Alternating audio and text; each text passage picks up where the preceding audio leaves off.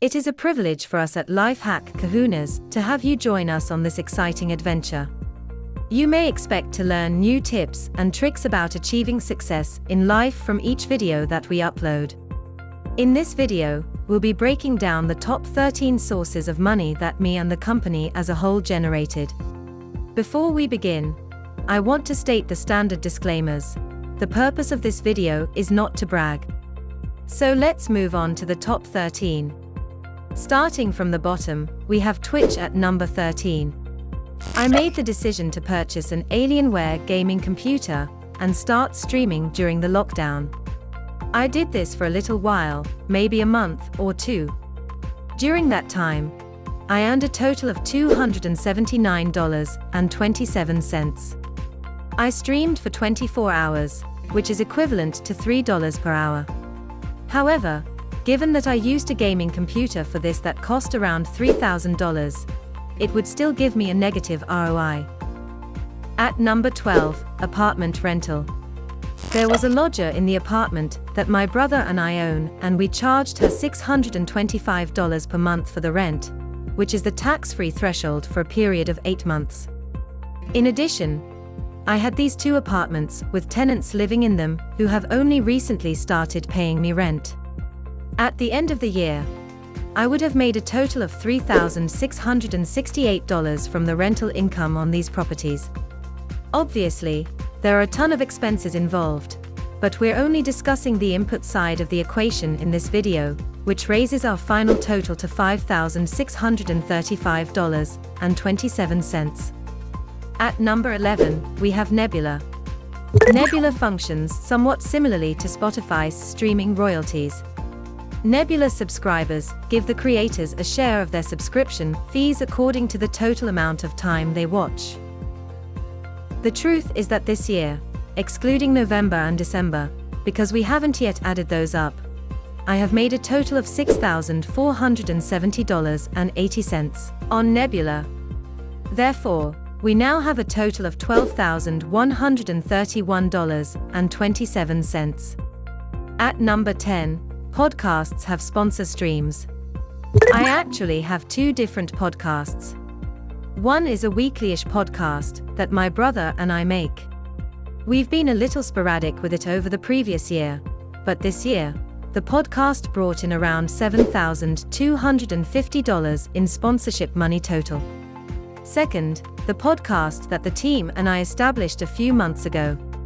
It is an in-person interview podcast where I talk to amazing entrepreneurs, creators, and other individuals about how they got to where they are, how they find pleasure in their profession, and how they like living a good life in terms of health, prosperity, love, and happiness.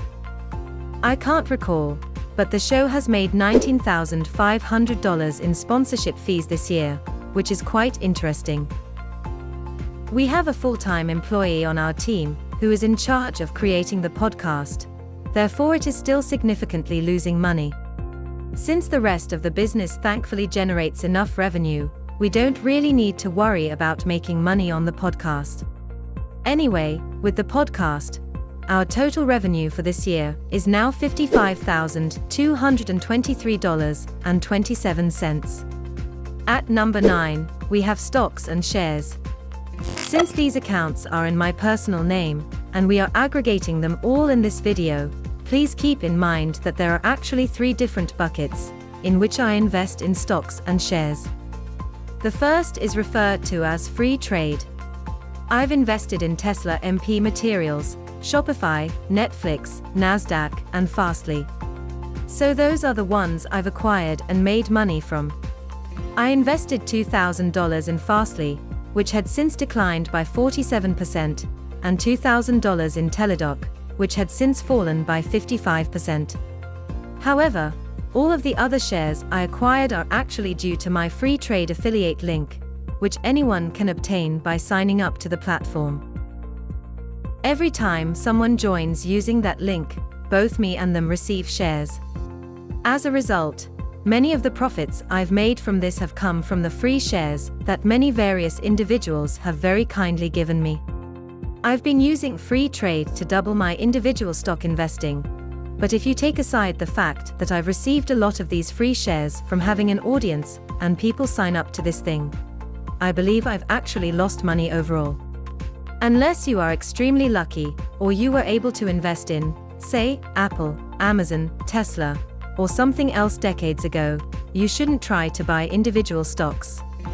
Instead, you should try to buy broad stock market index funds like the S&P 500, which is an index fund that tracks the 500 largest companies. Anyway, the second account I use is called Charles Stanley Direct.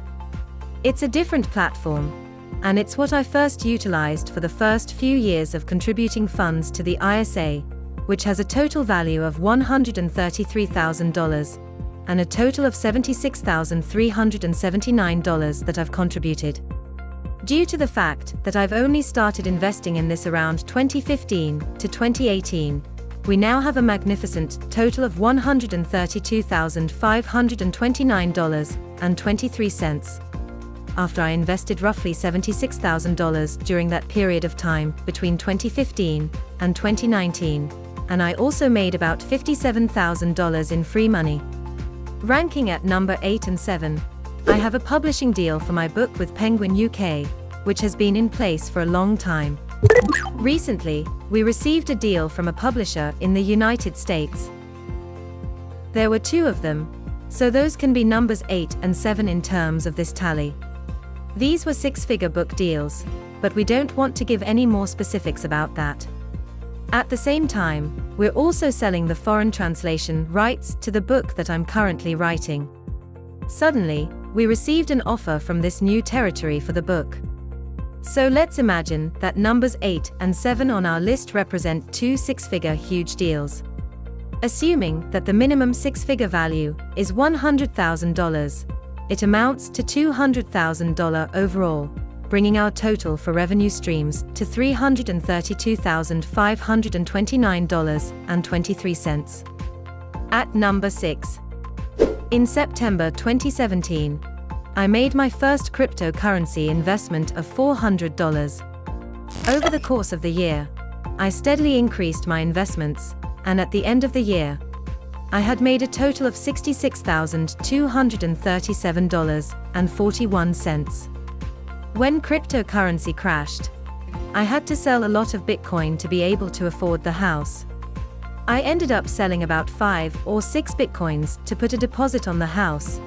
5 and 6 Bitcoins would now be worth about $300,000, but I sold them for about $40,000 to be able to afford the house. Fortunately, in 2021, cryptocurrency started to rise once more, which was awesome because when I sold my Bitcoin to buy the flat, I didn't sell any Ethereum and instead kept 27 Ethereums. Then in 2021, Ethereum went completely insane, and as a result, my portfolio is now worth a respectable amount of money. According to CoinTracker, the total value of the portfolio is $197,864. I invested $74,839 in cryptocurrency this year. So I bought a lot of Bitcoin, Ethereum, and other similar assets. The total gain from January to date has been $123,377. However, that's how my portfolio currently looks, and to be honest, it's kind of fun these days, because I'm putting most of my investments into crypto rather than stocks and shares. In terms of cryptocurrency, if we sum up all those figures from the cryptocurrency gains, our current total for the revenue streams for the year is $464,906.23. Alright, now we're going into the big leagues. We are moving on to the top 5 income streams. At number 5, there are 10 different affiliate companies that I work with in a variety of capacities. I won't list them here, because it would be unfair to my affiliate partners. The total affiliate revenue from this year was $108,218.21. Over $200,000 from promoting these affiliate products, with links in the YouTube video description. People buy things using my affiliate links. Overall, our total is $673,107.23. At number 4, we have YouTube AdSense revenue. If you don't have YouTube Premium or an ad blocker, a 5-second ad may play before this video, which generates revenue from such ads. As of today, we have received 74 million views, 1.1 million subscribers, 6.2 million hours of viewing, and $391,135.30 in income. RPM is for revenue per mil, which implies that for every 1,000 views we receive on the channel, we receive $5.47 in money. Considering that we have received 70 million views this year, it amounts to $391,135.30, which is a really amazing amount. Our overall amount is $1,046,000, which is a weird number, but we've crossed the $1 million threshold and the top 3 revenue sources are still to come. Number 3 in rank is sponsorships and brand deals on the main channel. I'm not authorized to disclose the precise amounts that each brand pays, but I'm confident that no one will react if I provide you an aggregate figure. So far this year, we have earned $523,000 from various brand deals and sponsorships on this channel. Due to my agency's standard fee, we must deduct 20% from that amount. It's a 20% cut, which is quite usual across the board for these types of influencer marketing companies. Taking away 20%, we're left with about $432,000 in top-lane sponsorship revenue. This raises our entire amount to $1.48 million. Ranking at number 2, we have Skillshare. Skillshare is similar to Netflix and Spotify in that users must pay a monthly subscription fee, which is around $10, to sign up for a premium account. Depending on the membership fees, Skillshare pays us between 3 and 7 cents per minute of watch time. They are quite open and clear about the entire process, and if you want to learn more, you can do so on their website. It's a really interesting program, because Skillshare pays me $10 whenever a teacher or I refer someone to sign up, even if that person doesn't continue their free trial. The total earned is what you get when you add up the total number of people who watched my classes. If we look at these absolutely insane numbers, it means that this year, we have made $716,691 from Skillshare, bringing our running total to $2,194,698.23. Lastly, we come to income stream number 1, which is the PartTime YouTube Academy. So, in November of 2021, I had a team of 4 people. My friends strongly encouraged me to run the PartTime YouTuber Academy as a cohort-based course. Within a few weeks, one of my friends and I put together the slides, the course materials, and other relevant materials. We had about 350 people sign up, and this year, we've taught over 1,000 students through cohorts 2 through 4 of the courses. Since I've been doing this for around 14 years, please don't think of this as overnight success levels, and also, to be honest, how much money I make is only part of the story. The thing that matters is profit. That's all for today, guys. So which of the 13 revenue streams interests you the most? Let us know in the comments, and if you enjoyed this video, please click the like, subscribe and the bell to get notifications on new videos when they are posted. Until next time.